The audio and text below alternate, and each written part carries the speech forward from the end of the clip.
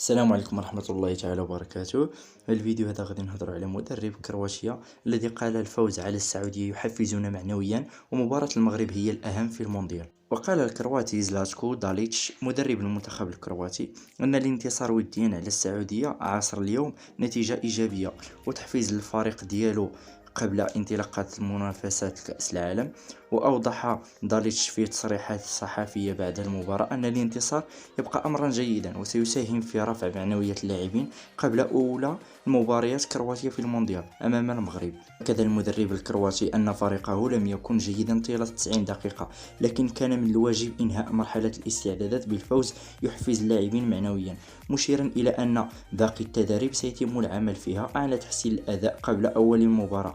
وأوضح المتحدث نفسه أن المواجهة الأسود الأربعاء المقبل ستكون أهم مباراة لتحديد مصير المتأهل في المجموعة بالنسبة لكرواتيا، مبرزا أنه لا بد من التركيز فيها لتحقيق الانتصار.